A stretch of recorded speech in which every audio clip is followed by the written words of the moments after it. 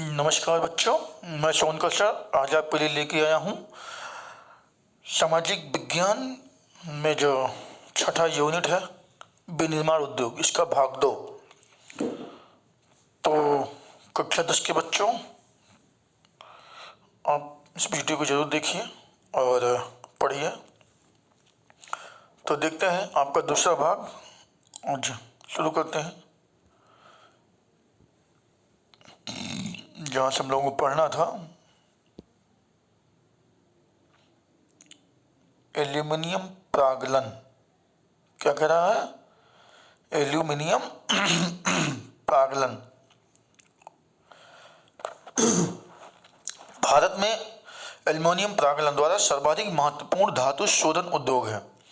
कह रहा है एल्युमिनियम प्रागलन द्वारा सर्वाधिक महत्वपूर्ण धातु शोधन, धातुओं को शोधन करके शुद्ध करके बनाए जाने वाले उद्योग धंधे लगाए गए। यह हल्का, जंग अवरोधी, ऊष्मा का सुचालक, लचीला तथा अन्य धातुओं के मिश्रण से अधिक कठोर बनाया जा सकता है। कह रहा है यह हल्का होता है, जंग नहीं लगता इसमें, जंग अवरोधी, ऊष्मा का सुचालक होता है। और क्या कह रहा है? लचीला तथा अन्य धातुओं के मिश्रण, मुलायम, लचीला मतलब लचकदार, और अन्य धातुओं को मिलाकर इसे कठोर भी बनाया जा सकता है। हवाई जहाज बनाने में, बर्तन तथा तार बनाने में इसका प्रयोग किया जाता है। कह रहा हवाई जहाज बनाने में, बर्तन बनाने में तथा तार बनाने में इसका प्रयोग किया जाता है। कई उद्योगों में इसका महत्व इस्पात, तांबा, जस्ता व शीशे के विकल्प के रूप में प्रयुक्त होने से बढ़ा है। और कह रहा है कई चीज़ों में उपयोग होने से इसका महत्व बढ़ गया, जैसे तांबा, शीशा, जस्ता आदि के रूप में ना उपयोग होने से इसका महत्व बहुत तेजी से बढ़ रहा है। किसका? एल्युमिनियम का। देश के एल्यूमिनियम प्रगलन संयंत्र उड़ीसा, पश्चिम बंगाल, केरल तथा उत्तर प्रदेश, छत्तीसगढ़, महाराष्ट्र व तमिलनाडु राज्यों में स्थित है। करें एल्युमिनियम को जो प्रगलन किया जाता है, बनाया जाता है, एल्युमिनियम बनाने के कारखाने जो है कहाँ कहाँ है? एल्युमिनियम बनाने के कारखाने, एल्युमिनियम की वस्तु बनाने के कारखाने जो भी है वो उड़ीसा में है, पश्चिम बंगाल में है, केरल में है, उत्तर प्रदेश में है, छत्तीसगढ़ में है, महाराष्ट्र में है व तमिलनाडु राज्य में स्थित है। ठीक है, आगे देखते हैं क्या कह रहा।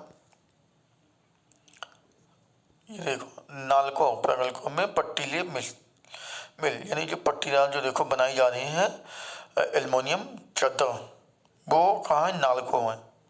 ठीक है, नालको कंपनी।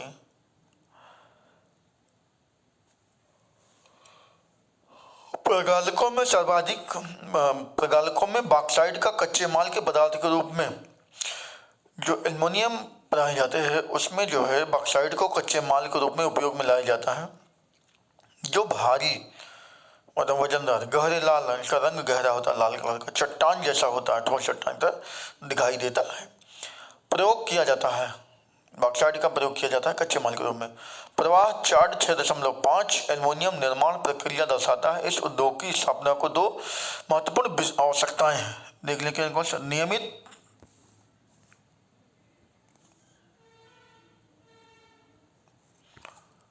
क्या कह रहा है?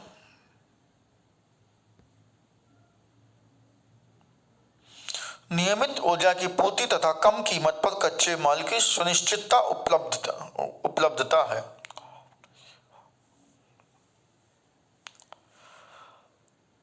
रसायन उद्योग, अच्छा सॉरी, कह रहा है प्रगलन के अंदर जो भी है बाकी वस्तु का वहाँ कह रहा है तो ऊर्जा की पूर्ति, बिजली की पूर्ति की जाए और उसी तरह उसकी कीमत पर, दाम पर, तो कच्चे माल की सुनिश्चितता उपलब्ध कराता है कि वहाँ ऊर्जा कितनी उपलब्ध है और दाम क्या, उसका रेट क्या है ना। रसायन उद्योग, भारत में रसायन उद्योग तेजी से विकसित हो रहा है तथा फैल रहा है। रासायनिक उद्योग जो लगाए गए हैं भारत में बड़ी तेजी के साथ अन्य राज्यों में, अन्य जगह फैल रहा है, विकास हो रहा है, अन्य उद्योग धंधे लगाए जा रहे हैं। इसकी भागीदारी सकल घरेलू उत्पाद में लगभग 3% है। क्या कह रहा है? इसकी भागीदारी सकल घरेलू उत्पाद में कितनी है? 3% है। आगे कह रहा है यह उद्योग एशिया का तीसरा बड़ा, मतलब जो रसायन उद्योग है एशिया में तीसरा बड़ा तथा विश्व में आकार की दृष्टि से 12वें स्थान पर है। रसायन उद्योग भारत में क्या कर रहा है, एशिया में तो तीसरे स्थान पर है और विश्व में कह रहा है 12वें स्थान पर है। इसमें लघु तथा बृहद दोनों प्रकार की इकाइयां, विनिर्माण इकाइयां सम्मिलित हैं। कहने मतलब इसमें जो है रसायन उद्योग में छोटी और बड़ी दोनों प्रकार की इकाइयां या कारखाने चल रहे हैं, काम कर रहे हैं। अकार्बनिक और कार्बनिक दोनों क्षेत्रों में तीव्र वृद्धि दर्ज की गई है। कार्बनिक हो और चाहे अकार्बनिक हो, रासायनिक उद्योग उनमें दोनों में क्या है, तेजी के साथ विकास हुआ है। अकार्बनिक रसायनों में सल्फ्यूरिक अम्ल क्या कर रहा है, अकार्बनिक रसायनों में सल्फ्यूरिक अम्ल, उर्वरक, कृत्रिम वस्त्र, प्लास्टिक, गोंद, रंग रोगन, डाई आदि के निर्माण में प्रयुक्त है। जो अकार्बनिक रसायन है उसमें सल्फ्यूरिक अम्ल को मिलाया जाता है, जिससे क्या बनता है, उर्वरक, कृत्रिम वस्त्र, प्लास्टिक, गोंद वगैरह, जो रंग रोगन वगैरह चीजें हैं, डाई वगैरह, उन सब का निर्माण किया जाता है। नाइट्रिक अम्ल, क्षार, सोडा, सोडा एस यानी कांच, साबुन, शोधक या अपमार्जक कागज में प्रयुक्त होता है। आगे देख ले क्या कह रहा है। कागज में प्रयुक्त होने वाले रसायन तथा कास्टिक सोडा आदि शामिल है। कागज में प्रयुक्त होने वाले रसायन भी अब और क्या कर रहा, नाइट्रिक अम्ल में सोडा, कास्टिक आदि शामिल किया जाता है। इन उद्योगों का देश में विस्तृत फैलाव है, यानी कि यह उद्योग देश में बड़ी तेजी के साथ विकास कर रहा है, नहीं फैल रहा है। क्या आप बता सकते हैं ऐसा क्यों? तो देखते हैं। कार्बनिक रसायनों में पेट्रो रसायन शामिल है। कार्बनिक रसायन कौन से कह रहा है, पेट्रो रसायन। जो कृत्रिम वस्त्र, पेट्रो रसायन का काम क्या है, कृत्रिम वस्त्र, कृत्रिम रबर जो बनाई जाती है हम लोगों द्वारा, प्लास्टिक, रंजक पदार्थ, दवाइयाँ, औषध, रसायनों के बनाने में प्रयोग किए जाते हैं। कार्बनिक रसायनों का इन सब चीज़ों में, दवाइयाँ वगैरह, औषधियाँ वगैरह बनाने में, प्लास्टिक वगैरह में सब में उपयोग किया जाता है। ये उद्योग तेल शोधनशालाओं या पेट्रो रसायन संयंत्रों के समीप स्थित है। क्या कर रहा है ये उद्योग, जहाँ पे तेल शोधनशालाएँ हैं, जैसे मथुरा हो गया तेल शोधनशाला, रिफाइनरी वहाँ पर, या पेट्रो रसायन संयंत्र जहाँ है उन्हीं के समीप स्थित है। रसायन उद्योग अपने आप में एक बड़ा उपभोक्ता भी है। क्या कर रहा है, रसायन उद्योग अपने आप में एक बड़ा उपभोक्ता भी है। क्या है, उपभोग करने वाला, उपभोक्ता मतलब उपभोग करने वाला, स्वयं इस्तेमाल करने वाला। आधारभूत रसायन एक प्रक्रिया द्वारा अन्य रसायन उत्पन्न करते हैं। क्या महत्वपूर्ण रसायन आधारभूत एक दूसरे पर आधारित है, तो रसायन प्रक्रिया द्वारा दूसरे रसायनों का भी उत्पन्न किया जा सकता, बनाया जा सकता है, जिनका प्रयोग औद्योगिक अनुप्रयोग, कृषि अथवा उपभोक्ता बाजारों के लिए किया जाता है। क्या कह रहा है, अनुप्रयोग, कृषि तथा उपभोक्ता बाजारों के लिए इनका प्रयोग किया जाता है, किसमें, औद्योगिक क्षेत्र में। ऐसे ही उत्पादों की एक सूची बनाएं, इन्हीं तरह के उद्योग लें, उनकी सूची बनाया जाए। उर्वरक उद्योग, जो हमारी खाद है, देखते हैं यूरिया, डाई, पोटाश जो बोलते हैं ना, वो सब चीजें। तो कहता है उर्वरक उद्योग, नाइट्रोजनी उर्वरक यानी मुख्यतः यूरिया, नाइट्रोजनी उर्वरक में सबसे मुख्य क्या आएगा, यूरिया है। फिर कह रहा है फास्फेटिक उर्वरक, डीएपी, डाई जिसको बोलते हैं डीएपी, तथा अमोनियम फास्फेट और मिश्रित उर्वरक। इसमें तीन मुख्य पोषक उर्वरक नाइट्रोजन, फास्फेट व पोटाश शामिल है। यानी उर्वरक बनाने में क्या क्या शामिल है, नाइट्रोजन, फास्फेट व पोटाश को शामिल किया जाता है। ये उत्पादन क्षेत्रों के इर्द गिर्द केंद्रित है। इन सब केंद्र जो है नाइट्रोजन, फास्फेट और पोटाश जहाँ है शामिल है, उन्हीं के उत्पादन क्षेत्र से इनको प्राप्त किया जाता है, उन्हीं के आसपास केंद्र स्थित है। तीसरा अर्थात पोटाश पूर्णतः आयात किया जाता है। पोटाश मंगाया जाता है, पूरी तरह से पोटाश आयात किया जाता है, क्योंकि यह हमारे देश में वाणिज्यिक रूप से या किसी भी रूप में प्रयुक्त होने वाले पोटाश या पोटेशियम यौगिकों के भंडार नहीं है। यानी कि हमारे यहाँ पोटास का भंडार नहीं पाया जाता, इसलिए दूसरी जगह से इसको मंगाया जाता है। और क्या कह रहा है, हरित क्रांति के पश्चात यह उद्योग देश के अन्य अनेक भागों में भी फैल गया। कह रहा जो हरित क्रांति 1960 के दशक में शुरू की गई थी, उसके उद्योग के कह रहा अन्य प्रयोग में भी फैला। गुजरात, तमिलनाडु, उत्तर प्रदेश, पंजाब और केरल राज्य उर्वरक उत्पादन का लगभग 50% उत्पादन करते हैं। पहली बात देख लो, हरित क्रांति की उत्पत्ति किस दशक में हुई शुरुआत, तो 1960 के दशक में। और सन पूछे कि हरित क्रांति की शुरुआत किस सन में हुई, तो 1966-67 में। ठीक है, तो कह रहा है जो उर्वरक का उत्पादन किया जा रहा है कहाँ कहाँ पे, गुजरात, तमिलनाडु, उत्तर प्रदेश, पंजाब, केरल जैसे ये जो 5-6 राज्य हैं, इन 5-6 राज्यों को मिलाकर के लगभग 50% यही 5 राज्य उर्वरक का उत्पादन करते हैं। उसके अलावा कह रहा है उर्वरक मतलब खाद। तो अन्य महत्वपूर्ण उत्पादक राज्य आंध्र प्रदेश, उड़ीसा, राजस्थान, बिहार, महाराष्ट्र, असम, पश्चिम बंगाल, गोवा, दिल्ली, मध्य प्रदेश तथा कर्नाटक है। मतलब अन्य जो उत्पादक राज्य हैं इसके, ये आपका कहता है राजस्थान वगैरह, गोवा, दिल्ली, मध्य प्रदेश, महाराष्ट्र, असम जैसे राज्य हैं, बिहार, इन सब जगहों पर भी उत्पादन उर्वरक का किया जाता है। सीमेंट उद्योग, सीमेंट देख रहे हैं बच्चों, आजकल घर बन रही है, पिलर बन रहे हैं खेतों में लगाने के लिए, रोड बन रही है, सड़कें वगैरह बन रही है ना, तो कई जगह इसका निर्माण किया जा रहा है सीमेंट वगैरह का। देखते हैं निर्माण कार्य, जैसे घर, मतलब घर बनाए जाए, कारखाने बनाए जाते हैं, पुल बनाए जाते हैं, सड़क बनाई जाती है, हवाई अड्डा जो होता है वो भी पक्का बनाया जाता है, जिसमें रनवे किया जाता है हवाई जहाज को, बांध भी बनाए जाते हैं सीमेंट वगैरह से, तथा अन्य व्यापारिक प्रतिष्ठानों के निर्माण में सीमेंट आवश्यक है। यानी अन्य चीज़ें जो और हैं उनको भी बनाने में सीमेंट का उपयोग किया जाता है, बिना सीमेंट के नहीं बनाया जा सकता है। और कह रहा है क्या कि इसका उद्योग भारी व स्थूल कच्चे माल, भारी व हल्के जो माल होते हैं उनमें जो चूना पत्थर, सिलिका और जिप्सम की आवश्यकता होती है। यानी सीमेंट बनाने में क्या क्या उपयोग किया जाता है, चूना पत्थर, सिलिका और जिप्सम का भी उपयोग किया जाता है। किसमें बनाने में, सीमेंट बनाने में। रेल परिवहन के अतिरिक्त इसमें कोयला तथा विद्युत ऊर्जा भी आवश्यक है। मतलब जैसे रेल परिवहन में कोयले का इस्तेमाल होता था ट्रेन चलाने वगैरह में, और बिजली बनाने में जो कोयले का इस्तेमाल होता है उसको हाँ, ट्रेन में जो कोयला का इस्तेमाल होता था रेल चलाने को, उसको छोड़ करके सीमेंट में भी कोयला, सीमेंट बनाने में कोयले का भी काम पड़ता है, और विद्युत ऊर्जा संयंत्र चलाने के लिए ऊर्जा की आवश्यकता होती है। इस उद्योग की इकाइयाँ गुजरात में लगाई गई हैं। कह रहा जो सीमेंट बनाने के जो कारखाने हैं वो गुजरात में लगाए गए हैं, क्योंकि यहाँ से इसे खाड़ी के देशों के बाजार की उपलब्धता है।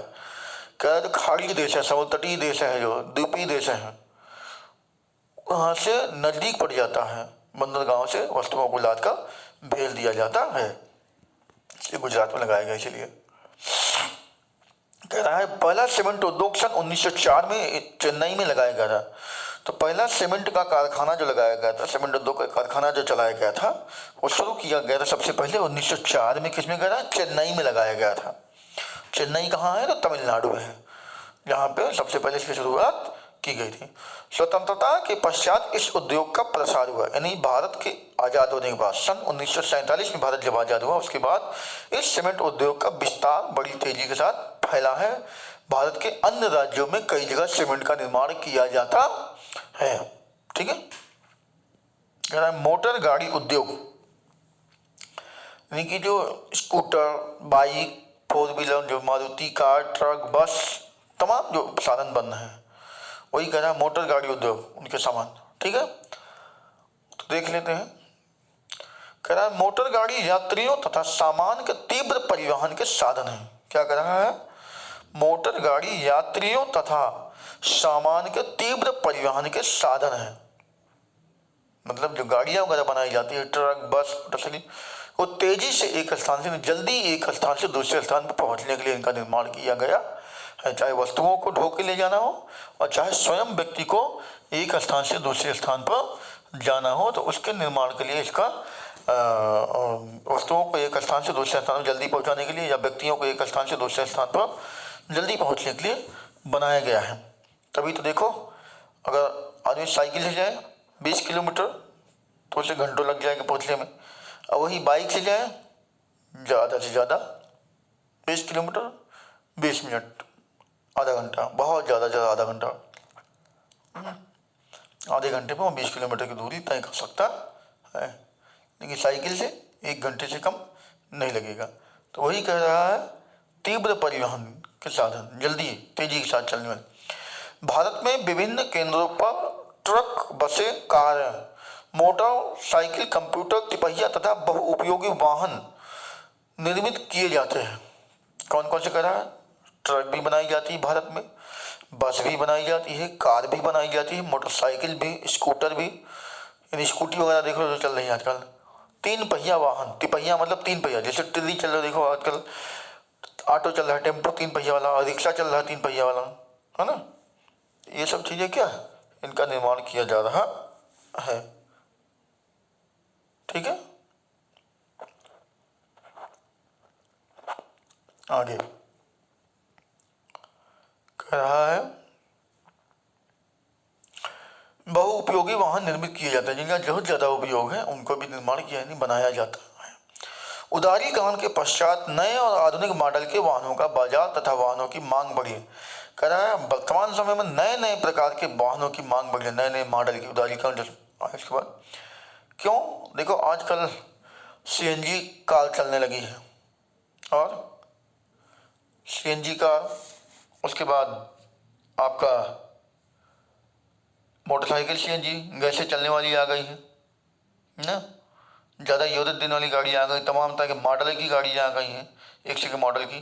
तो नए नए समय जो परिवर्तन हो रहा है उससे नए नए मॉडल की, नए नए डिजाइन की गाड़ियों की मांग बढ़ती जा रही है, सीएनजी गाड़ियों की मांग बढ़ती गई है बाजार में, है ना। जिससे इस उद्योग में विशेषकर कार, 2 पहिया तथा 3 पहिया वाहनों में अपार वृद्धि हुई। देखो अब इलेक्ट्रिक कारें आई हैं, उसकी मांग बढ़ गई मार्केट में।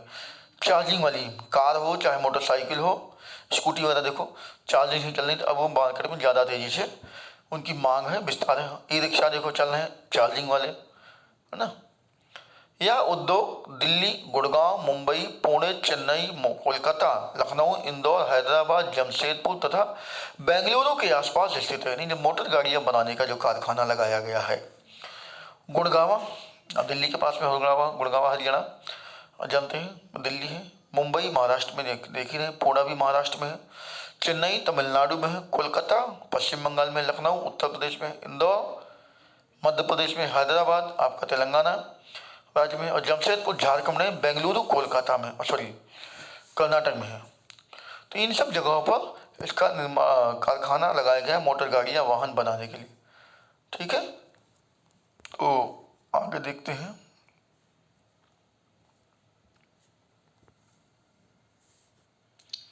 क्या कह रहा है? सूचना प्रौद्योगिकी तथा इलेक्ट्रॉनिक उद्योग, सूचना प्रौद्योगिकी तथा इलेक्ट्रॉनिक उद्योग, देखते हैं क्या कह रहा है।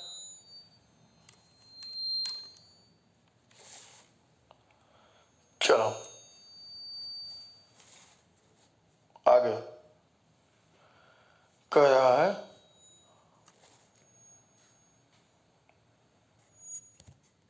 देखते हैं एक सूचना प्रौद्योगिकी तथा इलेक्ट्रॉनिक उद्योग में देख लेते हैं क्या कह रहा है। इलेक्ट्रॉनिक उद्योग के अंतर्गत मतलब बिजली वाले सामान जो होते हैं, चलने वाले इलेक्ट्रॉनिक वाले, देखो उसमें क्या है, जिनका उत्पादन किया जाए, जो बनाए जाते हैं सामान इलेक्ट्रॉनिक, उसमें क्या है, ट्रांजिस्टर, जो बाजा आता था कि लोग मैच सुनते थे, उसमें गाना ना सुनते थे, समाचार सुनते थे, वो टेलीविज़न, सबके घरों में टेलीविज़न, टीवी वगैरह है, टेलीफोन वगैरह देख रहे हैं।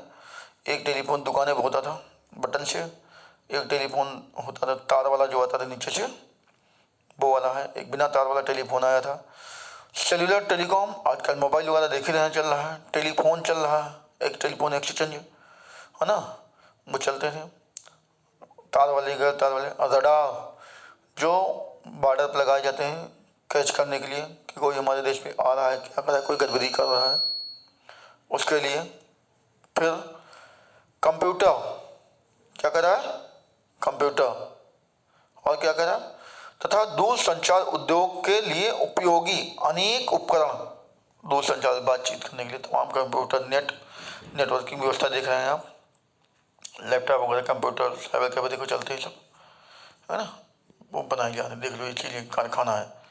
HCL रूपनगर में केबल निर्माण पश्चिम बंगाल, तार और केबल वगैरह बनाई जाती है, मोटी मोटी केबल जो हमारे घर में बिजली के तार होते हैं वो देख लो, मोटी केबलें जो खंभों पे लगाई जाती है वो देख लो, वो है।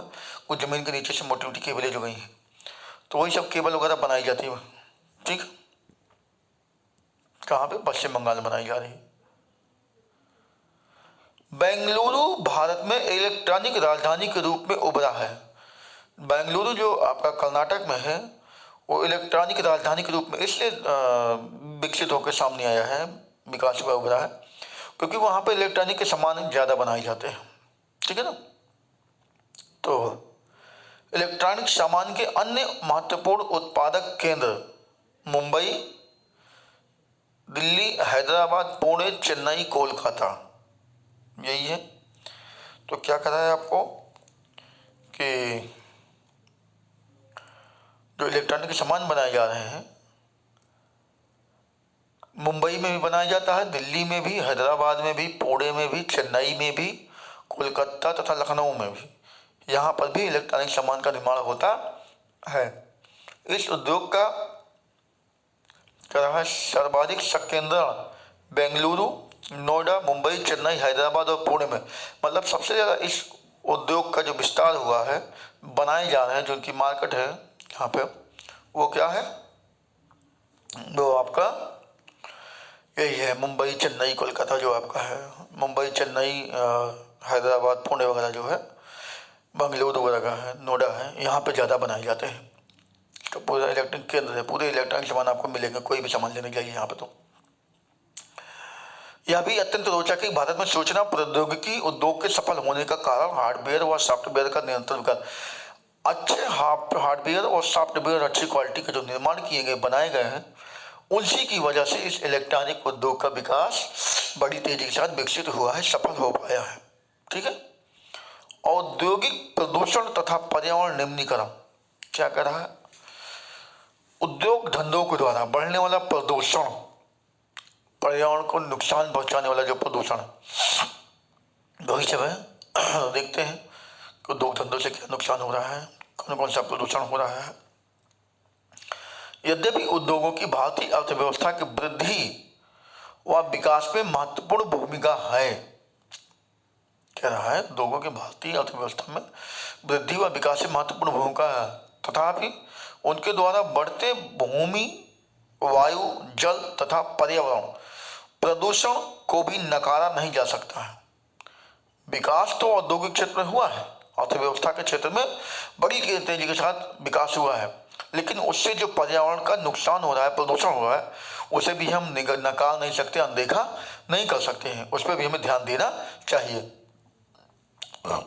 उद्योग 4 प्रकार के प्रदूषण के लिए उत्तरदायी है। जो उद्योग धंधे उनसे 4 प्रकार का प्रदूषण होता है। अब कौन कौन सा देख लेते हैं।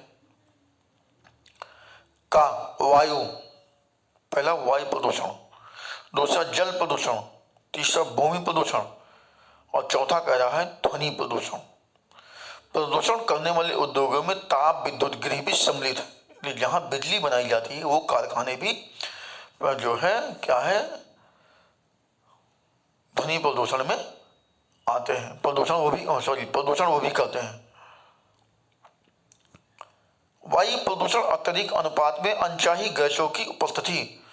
वायु प्रदूषण कैसे हो रहा है, पहला देख लो। वायु प्रदूषण हो कैसे रहा है, कह रहा है अत्यधिक अनुपात में, ज्यादा मात्रा में, अनचाही, जिसको हम नहीं चाहते, वो गैसों की उपस्थिति है, जैसे सल्फर डाइऑक्साइड तथा कार्बन मोनो ऑक्साइड वायु प्रदूषण का कारण है। कार्बन डाई और मोनो ऑक्साइड वायु प्रदूषण का मुख्य कारण है। ठीक है ना। वायु में निलंबित कणरूपा पदार्थों में ठोस व द्रवीय दोनों ही प्रकार के कण होते हैं। कह रहा है वायु में जो मिले हुए कण ठोस व द्रव के रूप में दोनों होते हैं। जैसे धूल वगैरह के कण होते हैं। स्प्रे, जब स्प्रे वगैरह करते हैं वो उड़कर कहाँ जाता है, वायु में ही जाता है। कुहासा यानी कोहरा आजकल जो बहुत तेजी के साथ पड़ रहा है, वो धुआं, आग जलाते हैं आजकल हम लोग, धुआं निकलता है ज़्यादा, चूल्हों में आग जलाते हैं वो धुआं निकलता है, तो धुआं। रसायन व कागज उद्योग, रसायन उद्योग जो अभी हमने पढ़ा वो, और जो कागज उद्योग वगैरह, ईंट भट्ठे जो हमारे आपके यहाँ ईंट के भट्टे चल रहे हैं उनसे भी धुआं वगैरह निकलता है। तेल शोधनशालाएं, उनसे भी निकलने वाला प्रदूषण। प्रागलन उद्योग, जहाँ वस्तु बनाया जाता है, धातु को शोधन किया जाता है, वो उद्योग। जीवाश्म ईंधन दहन, जीवों के जो दफनाया जाता है, मार मरते हैं, मनुष्य को जलाते हैं, उसका धुआं वगैरह, मनुष्य जो मर जाते हैं, सड़ जाते हैं, उनकी जो गैस वगैरह उड़ जाती है वो सब।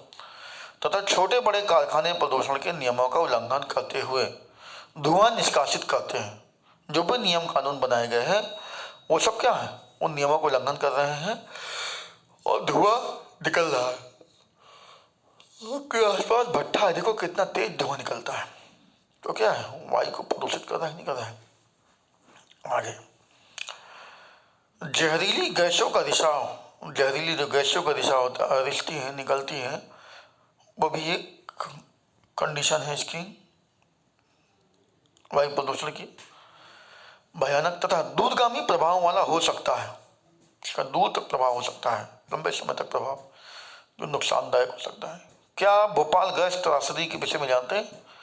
भोपाल में गैस का रिसाव हुआ था, गैस फैक्ट्री में, जिसकी वजह से बहुत सारे लोग मारे गए थे। वायु प्रदूषण मानव स्वास्थ्य, पशुओं, पौधों, ये जो वायु प्रदूषण है मनुष्य के स्वास्थ्य पर भी प्रभाव डालेगा, पशुओं के स्वास्थ्य पर प्रभाव डालेगा, पशुओं पर असर पड़ेगा, पौधों पर भी, इमारतों पर भी। इमारतों पर ऐसे, जैसे देखो आगरा में रिफाइनरी है, नज़दीक है, सॉरी मथुरा में रिफाइनरी है, तेल शोधन कारखाना, और आगरा उसके 60-70 किलोमीटर पहले पड़ जाता है, जिसकी वजह से वहाँ से निकलने वाला जो प्रदूषण है, गंदगी वगैरह है, वायु में जो मिल के जा रहा है गंदगी और रसायन निकल के जा रहा है, वो उसके ताजमहल की चट्टानों पर जम रहा है, जो ताजमहल जो बना हुआ है, तो वो सफ़ेद चट्टान जो है, जो सफ़ेद दीवारें हैं चट्टानों की बनी हुई ताजमहल की, वो धीरे धीरे पीले रंग की होती जा रही हैं। ठीक है, आगे, पूरे पर्यावरण पर दुष्प्रभाव डालते हैं, मतलब ये वायु प्रदूषण तो जो भी चीज़ें तत्व मिलकर घुल के जा रहे हैं वो सब पर प्रभाव डाल रहे हैं, कहीं ना कहीं सबको नुकसान पहुंचा रहे हैं। जल प्रदूषण, उद्योगों द्वारा कार्बनिक तथा अकार्बनिक अपशिष्ट पदार्थों के नदी में छोड़ने से जल प्रदूषण फैलता है। कहना मतलब जो उद्योग धंधे, कारखाने, फैक्ट्रियां जो लगाई गई हैं उनसे निकलने वाला जो कचरा है, गंदगियां है, बचे अवशिष्ट पदार्थ है, मलबे हैं, सब उसी में छोड़ दिया जाता है, पानियों में, नदियों में, तो वो उससे पानी क्या है, प्रदूषित हो जाता है। ठीक है, जैसे यमुना का पानी आप देखो, आगरा वगैरह में, मथुरा वगैरह में, दिल्ली वगैरह में, तो आप उस पानी में कभी भी आप नहाने की हिम्मत नहीं करेंगे, पानी छूने की हिम्मत नहीं करेंगे, इतने खराब पानी है, गंदा पानी, प्रदूषित हो चुका है। ठीक है, जल प्रदूषण के प्रमुख कारक कागज, जहाँ कागज उद्योग है, लुगदी उद्योग जहाँ, रसायन उद्योग है जहाँ, वस्त्र उद्योग जहाँ, तथा रंगाई उद्योग जहाँ रंगाई उगाई की जाती है कपड़ों, तेल शोधनशालाएं जैसे कि मथुरा, चमड़ा उद्योग, चमड़े से बनाने वाले कारखाने जो कानपुर में लगाए गए हैं, गंगा नदी में छोड़ी जाते हैं गंदगी जल की, तथा एक इलेक्ट्रोप्लेटिंग उद्योग है जो रंग अपमार्जक अम्ल, लवण, क्षारीय अम्लीय जो लवण होते हैं, तथा भारी धातुएं जैसे शीशा, पारा, कीटनाशक, उर्वरक, कार्बन, प्लास्टिक और रबर सहित कृत्रिम रसायन आदि जल में प्रवाहित करती हैं, यानी बहा देते हैं, छोड़ देते हैं बहता, जिसकी वजह से कह रहा है भारत के मुख्य अपशिष्ट पदार्थों में प्लाई बनाने की उसके अंश कुछ, फॉस्को, जिप्सम तथा लोहा इस्पात की अशुद्धियां हैं। इन सबकी अशुद्धियों के कारण भी क्या है, प्रदूषण बनना है, जो अवशिष्ट पदार्थ होते हैं वही सब होते हैं। ताप प्रदूषण, तापीय प्रदूषण देख लेते क्या है, जब कारखाने तथा तापघरों में गर्म जल को बिना ठंडा किए ही नदियों तथा तालाबों में छोड़ दिया जाता है तो जल में तापीय प्रदूषण होता है। जलीय जीवन पर इसका क्या प्रभाव होगा बताएं। कहने का मतलब जो कारखाना वगैरह चल रहे हैं जहाँ जल की आवश्यकता होती है तो उसमें जो गर्म पानी होता है उस गर्म पानी को बिना ठंडा किए ही नदियों में छोड़ दिया जाता है, नालों वगैरह के माध्यम से नदियों और तालाबों में छोड़ दिया जाता है, तो वह गर्म पानी जीवों के लिए बहुत ही हानिकारक है, बहुत ही नुकसान पहुंच जाता है। ठीक है, उसका गर्म होने की वजह से बहुत दुष्प्रभाव पड़ता है। परमाणु ऊर्जा संयंत्र, क्योंकि जल में जो जीव होंगे मर जाते हैं, देखा है आपने। परमाणु ऊर्जा संयंत्रों के अपशिष्ट व परमाणु शस्त्र उत्पादक कारखानों, परमाणु औजार वगैरह जो बनाए जाते हैं, अस्त्र परमाणु संयंत्र जहाँ है तो परमाणु बम वगैरह जैसे बनाए जाते हैं, परमाणु ऊर्जा केंद्र वगैरह जो है ऊर्जा बनाई जाती है, वो कारखाने। कैंसर, जन्मजात विकार तथा अकाल प्रभाव जैसी बीमारियां होती हैं। कैंसर वगैरह जैसी बीमारियां हो जाती हैं व्यक्ति को, जन्मजात, जन्म से ही व्यक्ति शारीरिक रूप से अक्षम हो जाता है, ये सब प्रभाव पड़ता है। सांस के माध्यम से माँ के पेट में जाती है सांस, जबकि पेट में बच्चा होता है तो उससे दुष्प्रभाव पड़ता है, जन्म होता है तो शारीरिक रूप से अपंग वगैरह होता है, या लोग कैंसर वगैरह की बीमारी से ग्रसित हो जाते हैं। मृदा व जल प्रदूषण आपस में संबंधित है, कह रहा है मिट्टी और पानी आपस में एक दूसरे से जुड़े हैं, सही बात है। पानी वो क्या धरातल की निचली चट्टान से मिलता है, वर्षा होती है, धरातल पर पानी सोख के नीचे जाता है, ये सब क्या है पानी है, जिसकी वजह से नुकसान होता है। देख लिया, मलबे का ढेर, विशेषकर कांच, हानिकारक रसायन, औद्योगिक वाहन, पैकिंग, लवण तथा कूड़ा करकट मृदा को अनुपजाऊ बनाता है। कह रहा है मिट्टियों में जो जमा होता है पानी द्वारा बहकर जाता है, ये सब चीजें, तो जितनी दूर में बह के जाएगा उतनी दूर की मिट्टियों को क्या है उपजाऊपन कम कर देगा, उसकी उपजाऊपन की क्षमता को समाप्त कर देगा धीरे धीरे। फिर वह मिट्टी जो उपजाऊ भूमि है उस पर अनाज धीरे धीरे पैदा होना बंद हो जाए, कम हो जाएगा, एकदम बंद हो जाए। वर्षा जल के साथ ये प्रदूषक जमीन में रिसते हुए भूमिगत जल तक पहुंचकर उसे भी प्रदूषित करते हैं। दूसरी चीज कह रहा है ये जो तत्व हैं पैकिंग, लवण वगैरह, औद्योगिक बहावल, ये सब बरसात का जो पानी है, बरसात के पानी के साथ ये जब पानी सोखता है फैल जाता है, और जब पानी सोखता है तो इसके तत्व नीचे धीरे धीरे रिस करके धरातल के निचली चट्टान में पहुंच जाते हैं, जहां से हमें पीने वाला पानी जो मिलता है वहां पहुंच जाता है, तो वहां का भी पानी प्रदूषित हो जाता है, खराब हो जाता है, जिससे कहते हैं ये क्षेत्र का पानी क्या खारा है। क्या है पानी खारा हो जाता है, या उसकी डेंसिटी ज़्यादा हो जाती है, बेकार हो जाता है, खराब हो जाता है। ठीक है, आगे देखते हैं, थोड़ा सा इस पर नज़र डालेंगे हम लोग। ये कह रहा है कुछ सॉफ्टवेयर टेक्नोलॉजी पार्क्स, तो जहाँ सॉफ्टवेयर टेक्नोलॉजी है बनाई जा रही है देख लेते हैं कहाँ कहाँ है। मोहाली पंजाब में है, नोएडा उत्तर प्रदेश में है, जयपुर राजस्थान में, गांधीनगर गुजरात में है, इंदौर मध्य प्रदेश में है, मुंबई और पुणे महाराष्ट्र में है, ये बेंगलुरु और मैसूर दोनों कर्नाटक में है, ये हैदराबाद तेलंगाना राज्य में है, ये आपका तिरुवनंतपुरम केरल में है, चेन्नई तमिलनाडु में है, विशाखापट्टनम आंध्र प्रदेश में है, भुवनेश्वर उड़ीसा में है, कोलकाता पश्चिम बंगाल में है, और गुवाहाटी असम में है। तो जो आपका है क्या है ये सॉफ्टवेयर जहाँ बनाए जा रहे हैं टेक्नोलॉजी वो स्थापित है यहाँ पर। आगे देखते हैं,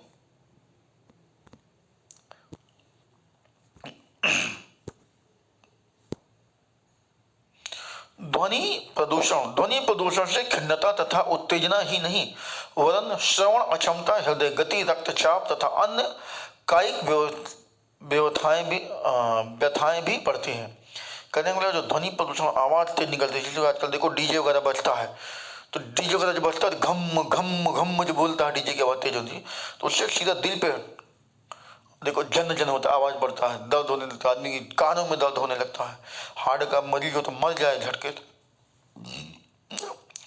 तो ये सब चीजें क्या आदमी को सुनने से उसका जो खिन्नता चिड़ सी पैदा होती है, आवाज से अजीब से लगता है, उसको खराब लगता है, उसके अंदर उत्तेजना सी बढ़ जाती है, गुस्सा सा आने लगता है, और क्या कहना सुनने की क्षमता भी खराब होने लगती है, कान के पर्दे असर पड़ता है उसका, हृदय गति जो हो वो बढ़ जाएगा, रक्तचाप आपका ब्लड सर्कुलेशन जो होता है वो डिस्टर्बेंस होगा, है ना। तो अनचाही ध्वनि उत्तेजना व मानसिक चिंता का स्रोत है। आप जितनी ध्वनि नहीं चाहते हो वो ध्वनि अगर आपको मिल रही है तो कहीं ना कहीं आपके अंदर एक उत्तेजना, चिढ़ापन, मानसिक चिंतन, तमाम चीज़ों का स्रोत बन जाता है, समस्याएं हो जाती है उस तेज आवाज की वजह से। औद्योगिक तथा निर्माण कार्य कारखानों के उपकरण, जो कारखाने वगैरह चलते हैं, औद्योगिक धंधे वगैरह लगे हों, वहाँ से बड़ी तेज आवाज़ निकलती है। जनरेटर देखो, जुड़ाई वगैरह होती, जनरेटर की शादी ब्याह में जनरेटर चलता, देखो कितनी तेज आवाज़ करता है। लकड़ी चीरने के कारखाने, जहाँ कोई आरा मशीन लगी, जहाँ लकड़ी वगैरह की देखो कटाई छटाई की जाती है, चीरी जाती है लकड़ी, वहाँ देखो आवाज़ ज़्यादा होती है। वो भी डिस्टर्बेंस करता है कहीं ना कहीं। ठीक है, और आगे गैस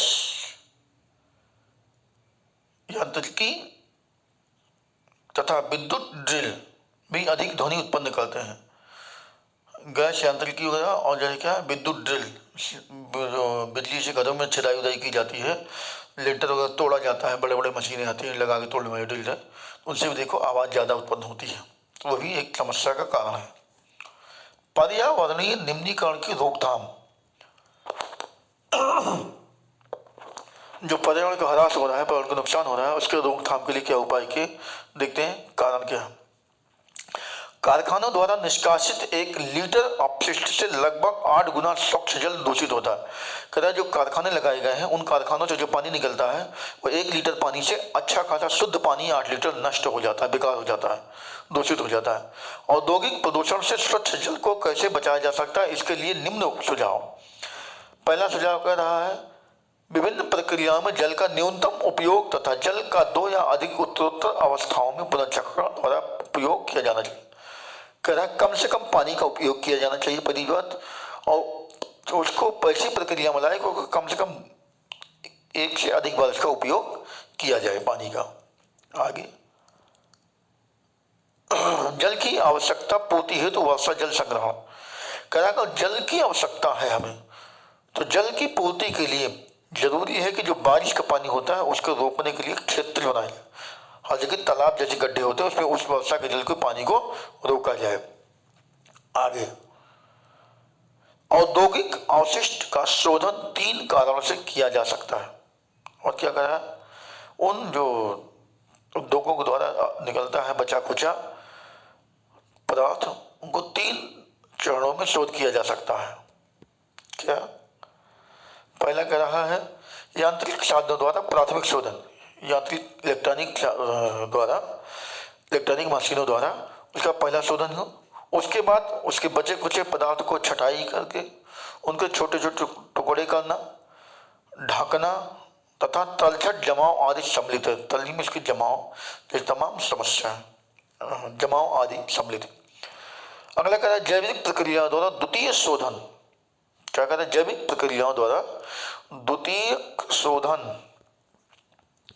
और क्या कह रहा है अगला, जैविक रासायनिक तथा भौतिक प्रक्रियाओं द्वारा तृतीयक शोधन, जैविक रासायनिक तथा भौतिक प्रक्रियाओं द्वारा कह रहा है तीसरा शोधन। इसमें अपशिष्ट जल को पुनः चक्रण द्वारा पुनः उपयोग बनाया जा सकता है। बच्चे कुछ जो जल हैं उनको फिर से जो है शोध में स्वच्छ करके साफ करके उसे उपयोग में लाया जा सकता है। जहाँ भूमिगत जल का स्तर कम है वहाँ उद्योगों द्वारा उसके अधिक निष्कासन पर कानूनी प्रतिबंध होना चाहिए।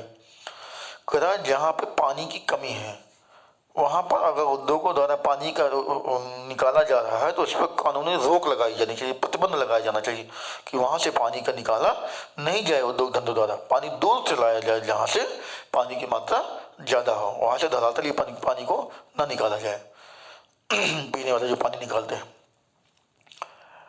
वायु में निलंबित प्रदूषण को कम करने के लिए कारखानों में ऊंची चिमनियां, क्या कर रहा है वायु में जो धुआं वगैरह जा रहा है, प्रदूषित हो रहा है वायु प्रदूषण, उसे कह रहा है जो ऊंची चिमनियां लगाई जानी चाहिए। और चिमनियों में क्या कर रहा है इलेक्ट्रोस्टैटिक अवक्षेपण आता है, कुछ होता है सामान जो लगाया जाता है अंदर टाइप पर, उसको लगाया जाना चाहिए। स्क्रबर उपकरण तथा गैसीय प्रदूषक पदार्थों को जड़त्वीय रूप में पृथक करने के लिए उपकरण होना चाहिए। और क्या कर रहा है कारखानों में कोयले की अपेक्षा तेल व गैस के प्रयोग से धुएं के निष्कासन में कमी लाई जा सके। जिन कारखानों में कोयला जलाया जा रहा है उनकी जगह पर तेल और गैस का प्रयोग किया जाए उन कारखानों को चलाने के लिए, ताकि जो धुआं निकलता है वो कम हो जाएगा धुआं निकलना, जिससे वायु प्रदूषित कम होगी। मशीनों व उपकरणों का उपयोग किया जा सकता है, जो आजकल नई नई तकनीकों से मशीनें बनाई जा रही है उन सबका प्रयोग किया जा सकता है तथा जनरेटर में साइलेंसर लगाया जा सकता है। कहता जो शादी ब्याह में जनरेटर चलता है या दुकानों पर जुड़ाई वगैरह की मशीनों पर जनरेटर चलता है, उसमें साइलेंसर लगाया जाए जिससे कि आवाज कम हो उससे। ठीक है। तथा जनरेटर में, अच्छा हाँ, ऐसी मशीनरी का प्रयोग किया जाए जो ऊर्जा सक्षम हो, और ऐसी मशीनों को बनाया जाए जो ऊर्जा में सक्षम हो। ठीक है ना। तथा कम ध्वनि प्रदूषण करे। क्या करे? तथा आवाज कम करे। ऐसी मशीनें जो बनाई जाए जो आवाज कम करे, ऊर्जा में सक्षम हो। ठीक है ना। ध्वनि अवशोषित करने वाले उपकरणों के इस्तेमाल के साथ, जो ध्वनि निकालने वाले उपकरण हैं उनके इस्तेमाल के साथ साथ कानों पर शोर नियंत्रण उपकरण भी पहनने चाहिए।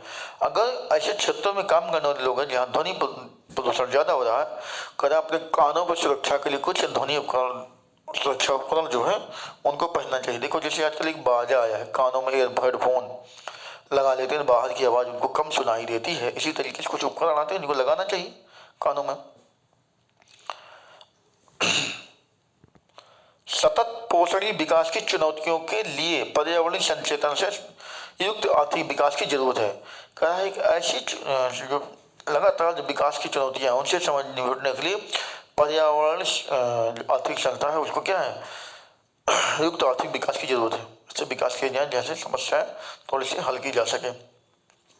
फरीदाबाद में यमुना एक्शन प्लान के अंतर्गत वही मल उपचार संयंत्र, कह रहा है फरीदाबाद में जो यमुना एक्शन प्लान लगाया गया है, एक्शन प्लान, उसके अंदर जो निकलने वाला कचरा है, मलबा है, उसका उपयोग दोबारा क्या किया जा रहा है, उपचार संयंत्र, उसका उपयोग उपचार कैसे किया जाए, शुद्ध कैसे किया जाए, प्रदूषण से बचाया कैसे जाए, इसके लिए आगे कह रहा है।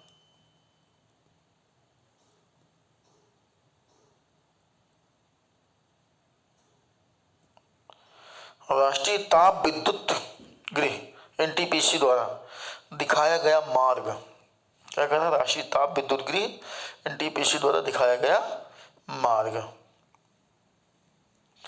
भारत में राष्ट्रीय ताप विद्युत गृह कारपोरेशन विद्युत प्रदान करने वाली मुख्य निगम है, मतलब बिजली उपलब्ध कराने वाले मुख्य संस्था है। इसके पास पर्यावरण प्रबंधन तंत्र के लिए आईएमओ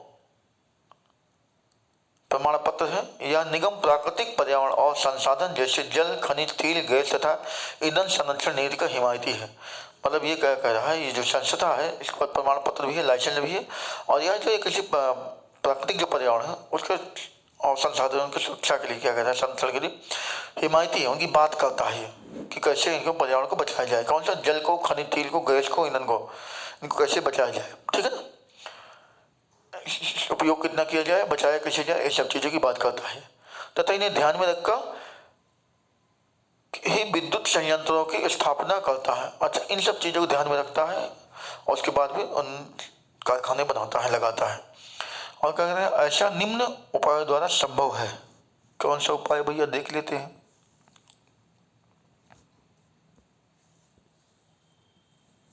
चलो देखते हैं बच्चों। चो बच्चों, क्यों चो बच्चों, पढ़ने में मजा आ रहा है कि नहीं आ रहा है ना? आना चाहिए। अगला कह रहा है, आधुनिक तकनीक पर आधारित उपकरणों का सही उपयोग करके तथा विद्यमान उपकरणों में सुधार कर रहा है। जो नए नए उपकरण मशीनें हैं उनका उपयोग किया जाना चाहिए। नई नई तकनीकों का प्रयोग करके नए नए उपकरणों का, नए उद्योग धंधों मशीनों का प्रयोग किया जाना चाहिए। और दूसरी जो पुरानी मशीनें हैं, जो उपकरण हैं, चल रहे हैं संयंत्र, उनमें सुधार किया जाना चाहिए।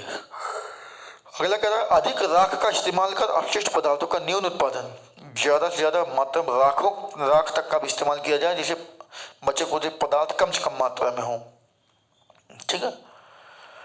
पारिस्थितिकी संतुलन बनाए रखने के लिए हर क्षेत्र की सुरक्षा तथा वृक्षारोपण के लिए प्रेरित करना। कह जो पारिस्थितिकी संतुलन है, पर्यावरण का जो संतुलन, उसको बनाए रखने के लिए क्या करना चाहिए, हरित क्षेत्र जहाँ पे हरे भरे क्षेत्र हैं उनको सुरक्षा प्रदान करनी चाहिए, और वृक्षारोपण, ज्यादा से ज्यादा पौधे लगाने के लिए लोगों को प्रेरित करना चाहिए। ठीक है। तरल अवशिष्ट प्रबंध, तरल पदार्थ पिघले ना, जो पतले तरल अवशिष्ट बचे हुए जो तरल तेल के रूप में तरल पदार्थ जो होते हैं राख युक्त जलीय पुनर्चक्रण तथा राख संग्रह प्रबंध द्वारा पर्यावरण प्रदूषण को कम करना। और क्या कर रहा है, सभी ऊर्जा संयंत्रों का पारिस्थितिकी रूप में मॉनिटर, जितने भी ऊर्जा संयंत्र हैं उन सभी पे एक पारिस्थितिकी संतुलन के लिए एक मॉनिटर होना चाहिए तथा समीक्षा करना चाहिए, समय समय पर उसकी देख रेख करनी चाहिए, उसका मूल्यांकन करना चाहिए, है ना, एवं ऑनलाइन आंकड़ों का प्रबंधन करना चाहिए, है ना। ये है आपका